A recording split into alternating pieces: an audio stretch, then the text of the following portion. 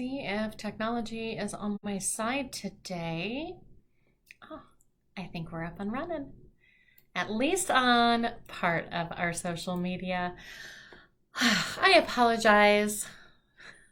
I'm having some interesting computer issues over on my side.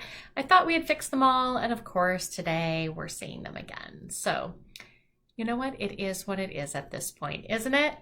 All right. We know that you will always be able to access any of my previously recorded lives.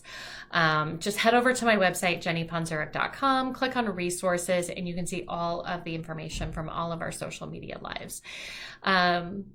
So let me go ahead and introduce myself. I'm Jenny Ponzurek. Thank you, anyone who is here live with me. Thanks for being here. And for those of you listening to the replay, thanks for taking the time to listen to this replay. So my background is in the amazing world of school psychology. I have been part of this field for over 20 years. Nowadays, I do a lot of trainings for school districts. I work and practice out of Southern California, but I love to travel to do trainings on anything from learning disabilities to talk about dyslexia. Been talking a lot about report rating lately. Just so many fun topics that I just love having the opportunity to talk about. So for today, I thought we would talk about a couple of tips for evaluating students that fall under low incidence disabilities. So what do we mean by low incidence? We are typically referring to our students who are deaf and hard of hearing, our visually impaired students, and our orthopedically impaired students. Usually that's kind of the three main areas of eligibility in special education that are typically referred to as low incidence disabilities. And I wanted to talk about these today because I think for school psychologists who don't do these kind of evaluations all the time, maybe you don't have a specific program at your site, you don't work with students with orthopedic impairments all the time. You don't work with the deaf and hard of hearing population all the time. It can be a little bit different than when we're, of course, looking at something like a learning disability or other health impairment in this way. A lot of times when we're talking about these disabilities, somebody else is bringing forth information to document that the child has a disability. Right? This is a little bit different than maybe my role in looking to see if a student is eligible under learning disability, right? Like whatever eligibility way that we're using in our state and our district to look at learning disabilities, usually I am kind of one of the lead people bringing forth the data to say they either meet our criteria or they don't meet the criteria for the disability. This is a little bit different because a lot of times here, somebody else is telling us the child has an orthopedic impairment. This child has a hearing impairment. This student has a visual impairment. It's not usually me raising my hand to say, that this is something that, I'm bringing forth this information to document the disability. So because these disabilities kind of fall into some different kind of categories, I thought I'd just share with you a couple of tips to keep in mind here. Tip number one, talk to your specialist first. So I am referring to your deaf and hard of hearing specialist, your vision specialist, your orthopedic specialist. And I said first because sometimes what I have found for some school psychologists that just aren't used to these kind of evaluations, they kind of go into their regular mode and they just start doing their regular evaluation process. And it isn't until later on in the process that all of a sudden someone's like, oh, was this an appropriate evaluation tool for this student?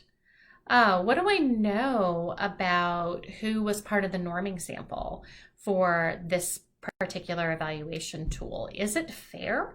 Is it valid even for the student that I'm working with? And so many of us in our school districts have access, either someone working, employed by our school district or someone that we can consult with, maybe in our region to, ask some of these questions to really get a firm understanding about the student's level of disability, as well as exactly what is going on there. Right? What type of information do I need to know to take into consideration when we're choosing evaluation tools, right? Whether those are standardized or non-standardized, what kind of information do I really want to be focusing my attention on? None of us want to be doing stuff that later on we find, weren't the best tools to be using, that they're invalid, that they're not appropriate for this particular student. So always check in with your specialist first.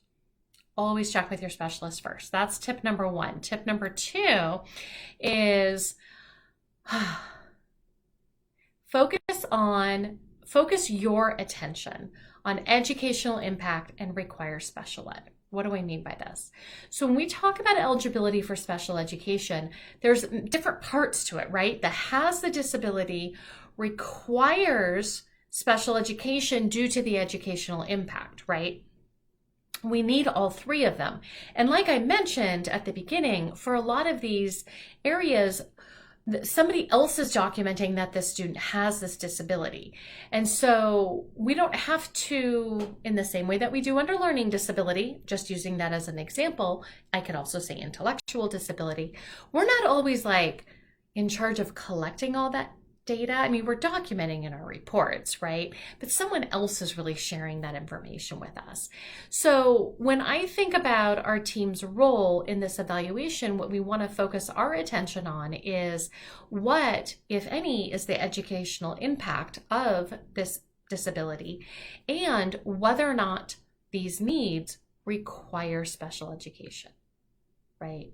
Require special education. Another term you see a lot is needs special education, right? And so because I have a doctor, because I have an audiologist, because I have an optometrist who's giving me the documentation for the disability, that frees up our team to really focus our attention on what, if any, is the educational impact of this disability for this student in particular at this age or grade level, and is there enough data that indicates that this child requires or needs special education? So it's a little bit different, I think, of a focus, because most of the time we have to document, we're documenting all three. Most of the time we're like really focusing a lot of our energy, at least I am many times, on really trying to figure out, does the child even have the disability in the first place? All right. So I think this allows us to focus our attention more on the other like prongs of eligibility for special education. And then my third tip here is make sure all areas of need are addressed across evaluators. What do I mean by this? A lot of times when we are working with students who have visual impairments, who have hearing impairments, who have orthopedic impairments, a lot of times there can be a number of evaluators, right? So in addition to a school psychologist, of course, we might have an education specialist. We might have a speech and language pathologist, depending on the areas of need. We might have, if there's a motor concern, we might have an occupational therapist or adaptive PE teacher. We might have a physical therapist. We, a lot of times, are kind of in that space where we're coordinating a lot of this information. I don't know how everyone else does it. I usually, in the schools that I work with, we write multidisciplinary team reports. So we're kind of copying and pasting all of our information into one large document, or we're reviewing the information across all the different evaluators. And I like to make sure that someone on the team, and it's usually I'm the one raising my hand, that because we're gathering that information about the whole child, that we've got this like list in mind or on paper that says these are all the areas of need. So that whether the student is eligible for special education, we're still addressing all of those areas of need, whether it be through an IEP, whether it be through a 504, whether it be through, a different kind of avenue, more informally, but that we're making sure that all of the students' needs are being met or addressed somehow. So again, a lot of times when we start working with a number of different specialists, we might be having either multiple reports or a lot of people that are providing input into a larger report. We got to make sure someone is like reading through everything and making this overall list to make sure that we're not missing anything. Now, For those of you who haven't heard me before, I'm also the founder of the Prepared School Site community. So inside our community, we have a number of different resources, not just about eligibility, but also about behavior and consultation. We have resources about time management and self-care. We have resources about all of our different areas of eligibility, as well as assessment and report writing. And by resources, I mean sometimes you will find some downloads. So for every single area of eligibility, we have at least one. And this year we have, I'm just looking over there, it has all of my Post-it notes on what we are creating every single month inside our community. And one of the things that we've been adding this school year is an additional document for all of our areas of eligibility. And we've been focusing lately on a lot of our low incidence disabilities.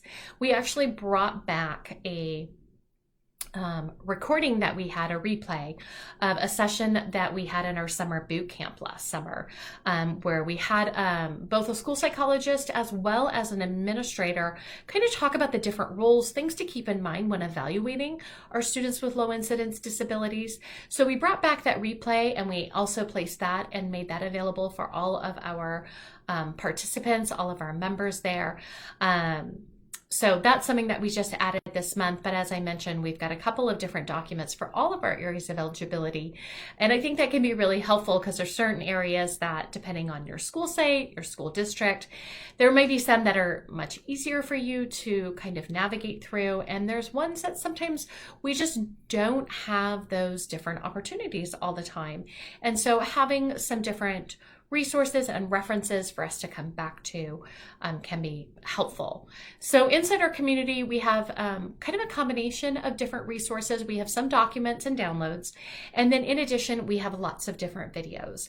We have been running the Prepared School Site community for almost 3 years now. And so we've every single month been contributing more and more resources to this space. Many times either I'm doing a training, maybe I'm having a conversation with someone and we're recording that so that we can include that for reference inside our community. In addition to resources that you can access honestly 24/7 if you're a member, we also have different ways for people to be able to get their questions answered. So I go live inside the community a couple of times a month. I just call them office hours, where I just hang out. People come on via Zoom, ask their questions. We can talk about different things that are coming up. We also have a community forum where people can post their question anytime they have it. And we also use the Remind app, where a lot of people are familiar with that maybe through the educational system. But that's a way for people to have a direct conversation, not just with me, but any of my team members as well. So if you've not checked out our Prepared School Site community, in addition to having access to me, we also have a school psychologist who's been a preschool school psych. We have a current elementary school psych, middle school, high school, and we also have a school psychologist who has worked at a variety of different levels, who also happens to be bilingual and has a lot of knowledge about behavior. So trying to surround our different members with lots of different resources, again, either things that can be accessed at any time or through the different ways that we provide direct support to answer questions as well. If that's something that you're interested in looking at, just head over to my website, just right above my face here, jennyponzurek.com. You can see information on the website about the Prepared School Site community. We have a lot of interesting things that are coming up in the next couple of months. If you're not already part of my newsletter, feel free to go over to my website, scroll all the way down to the bottom, and you can see a place where you can sign up for the newsletter. I try and send out a newsletter about every week, providing different free resources, some different videos and different things like that to help support all of those school psychologists out there who are working so hard. I know some of you are on spring break right now. Some of you are waiting for spring break, and some of you already had spring break. Oh no. And we're just trying to get through the next couple of months, right? Meeting the needs of all the students and families that we work with. So I hope all this is helpful for you. If you have any follow-up questions, feel free, head over to my website. On that homepage, in addition to signing up for my newsletter, there's also a place at the bottom where you can ask me questions as well. So if you have any questions about the membership, have any questions about navigating my website or gaining any of those resources, please let me know, and either myself or someone on my team will get back to you. All right, everyone, thanks so much for listening, and I will see you all next time. Bye.